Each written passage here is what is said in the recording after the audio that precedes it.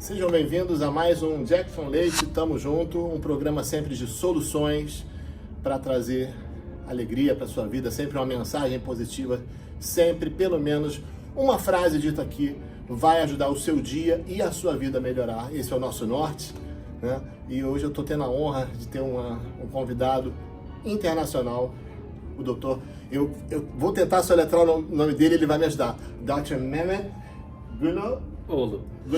Yes.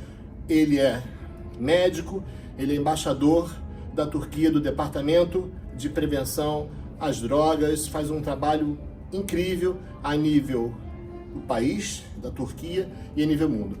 Now I'm going to speak in English. Doctor, thank you for participating in our program. You're welcome, Mr. Jackson. It's a pleasure for me to be here. And what did make you get interested about working in such a difficult area? It's a very beautiful job. It is. But it's hard. I worked in humanitarian sector for years. And then when I'm invited to this organization, the name of the organization is Green Crescent, I know that this is a slowly growing disaster. Like COVID pandemic, it affected, just a virus affected all the world. And I think addictions or dependencies are like a pandemic affecting all over the world. But it is coming slowly. That's why most of the countries, most of the people, they don't accept it as a disaster. But I think it's a type of disaster. It is affecting millions of people. It is affecting young generation. That's why when I'm invited, I didn't doubt. And then I said, okay, I'm in. And more than 1 year now, I'm in the board of one of the historical NGO in Turkey, Green Crescent, which is established in 1920. We are active in Turkey for 105 years.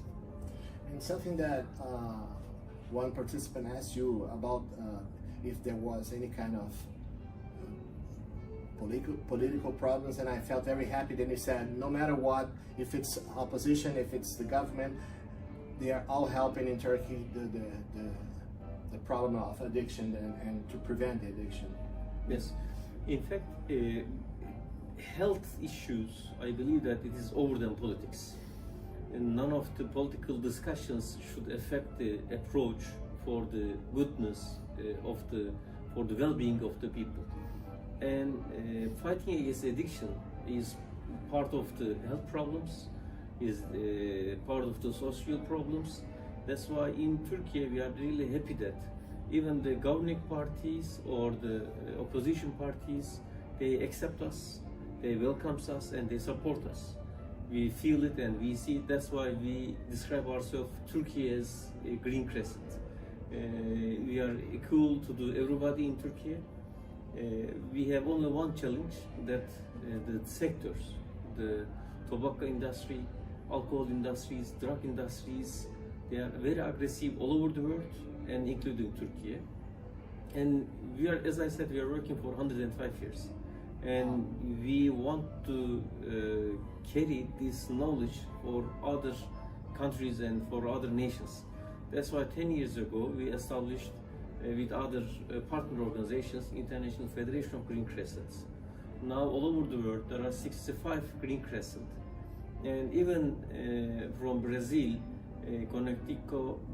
Connectica, maybe the pronunciation can be wrong, but the English translation is Connecting Lives organization, uses the symbol of the Green Crescent, and they are one of the members of the International Federation of Green Crescent. We have different geographies, we have different cultures, Yes. but we have common problems. Addictions is one of the common problems. We should be better partnership, we should have better cooperation.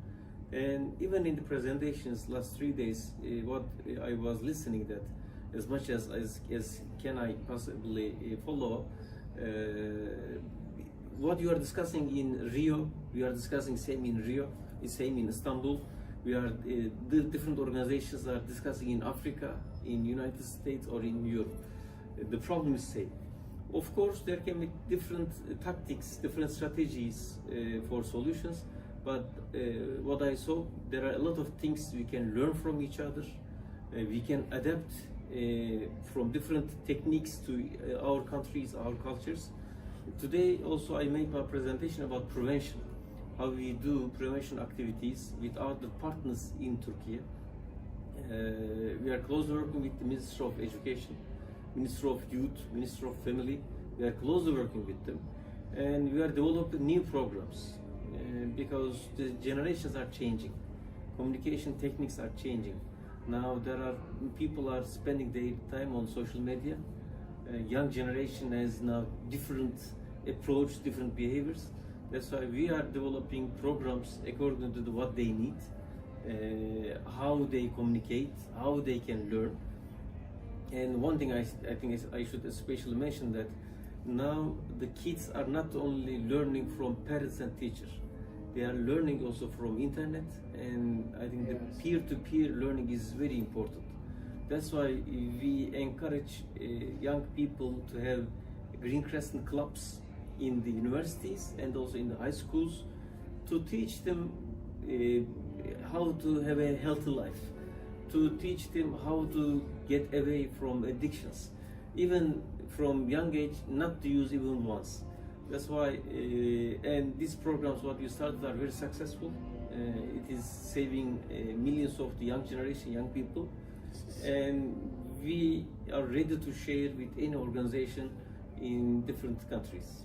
How many people today, you would say, on average, how many people are under, I mean, I don't want to say patients, but how many people are receiving the benefits directly or indirectly from Green Crescent? In fact, our activities are mainly in three groups. The first group is prevention activities. Very important. In prevention activities, through different partners, we are giving trainings, we are doing sports activities, we are organizing competitions. That's why under the title of the prevention, just for training, we are reaching more than 10 million people every year through Ministry of National Education. We are giving the master trainers, and then we are following up all My trainings. skin got like this now. It is very important. 10 million. It is very important, really. It's the population of Rio de Janeiro. I think it's very important because we should keep the awareness alive. We should keep the awareness always in a certain level. We are organizing traditional bicycle tours because we know that against addictions we should put something sustainable and healthy. Yes. You need to make a substitution. Exactly. If you take out the drug or the addiction, game or sex or whatever, you need to put something healthy. Exactly. And one of the main reasons for addictions is that there is a gap in the lives of the young generation. And that's why if there is a sport, if there is cultural activities, if there is a hard-working activities, then the addiction cannot enter into life. That's why through sports activities, through different activities, we are reaching people.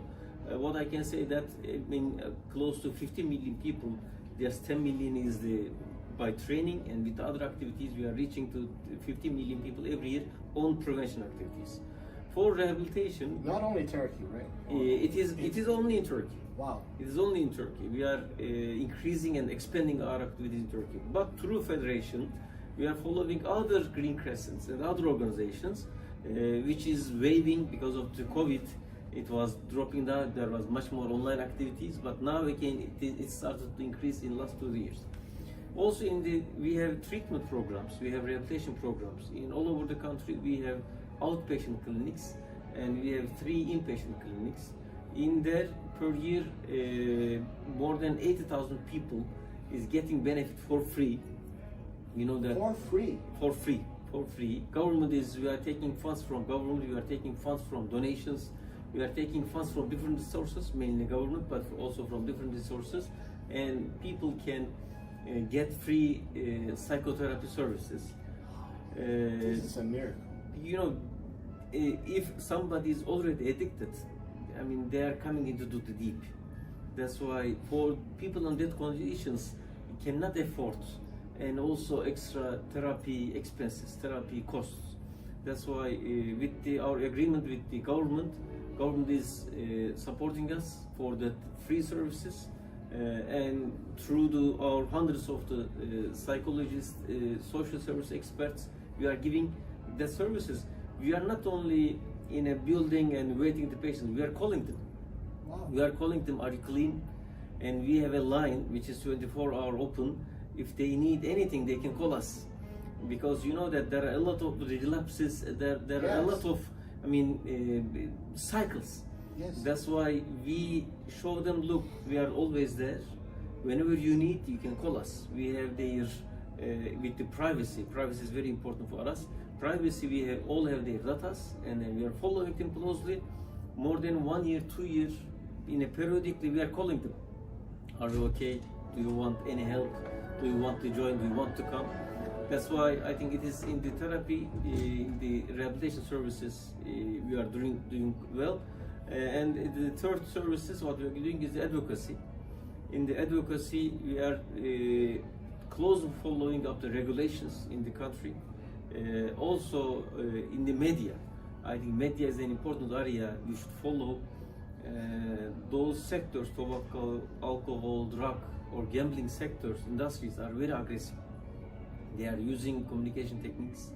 They are using media, traditional media, or social media, or new media, whatever the channels they can reach people. They do direct advertisement, or they do hidden advertisement with the symbols, with the it's different like a movie. messages. When you see the star of the movie, we see a lot, even now, Hollywood stars, they're drinking, they're smoking, they're using drugs in the movies, and They do it very professionally. it's an industry behind Exactly. paying zillions of dollars. None of those. It's very sad. None of those sentences in the scenarios are by chance. It is by intention. They are doing this, and unfortunately, globally, they are giving world as a role model of that character, who are smoking, who are even using drugs, They who use are drunk. marijuana, something like a person drinking water. They show marijuana and like, oh, it's okay. It's not okay. Exactly. It's not okay. And as the organizations like us, as the health professionals, I always say that running a hospital is a service for health, but fighting in the media is another service for the community. They show this, and they do this under the name of the freedom. They do this under the name of the freedom of the speech or freedom of the expression. No, they are doing the propaganda of these kind of bad habits. That's why in Turkey, under the Green Crescent, we are also doing advocacy for this. And in these all three fields, on the prevention, on the rehabilitation, and also on the advocacy, we are helping other 65 organizations how we are doing it. Because sharing experience is very important. We believe that not only we are sharing what we do, if there are any other best practices in these organizations, we are sharing those practices with the other organizations. Because as I said earlier, we have common problems, and our solutions can be inspiring for others, can be a solution for other countries or for other nations or cities. That's why we are making a platform, and even on the UN meetings or on the other international meetings, we become advocacy for this idea. And we believe that, I think, through different countries, different organizations, if we can support each other, if we can have a better communication, coordination with each other, we can fight against these addictions and against these industries. Dr. Mehmet, and what are the biggest challenges you're facing now in your hard work? In fact, the industry is in every street. Even in Rio, in every street you can find a market or a shop that you can buy. Now they have apps. They Exactly. have the drug dealing apps. They ask for what kind of drug, and the guy with a motorcycle will bring to your door. You don't need to go to the drug dealing dangerous place anymore. Exactly. It's The biggest challenge for all of us, what I believe that, I think we should increase our activities like they do, and we should do better than what they do. Otherwise, it's like a competition. Let's say that there's a young people, on one side industry is trying to pull to their side, they want to be a regular client, and then on the other side health professionals, NGOs, who likes that person as a human being, nothing else, none of the religion, race, political choice is not important. As a human being, a young generation, a kid is a value for any country. That's why on the another side, we should be trying to save that person for the future of the country, for the future of the humanity. That's why industry is very aggressive. All of us, all of the organizations like us, I think should be as much as aggressive than the other organizations. This is, I think, one of the main challenge for us. 20 years ago, for example, about gambling, there was only casinos. Or if you want to play, if you want gambling, you should go to casinos. But now it is all of them are in the mobile phones. It's a huge problem in Brazil right now. All over the world, all over the world. Even in Africa, in that so-called poor African countries, there are thousands of the bet or gambling companies. Even with the very small monies, they encourage people to play with those small monies. That's why all over the world now this is a problem. And as organizations who think the goodness of the people, who thinks the wellness of the people, we should increase our voice, we should increase our communication techniques, we should increase our efforts to reach that people, especially young generation, and to save them.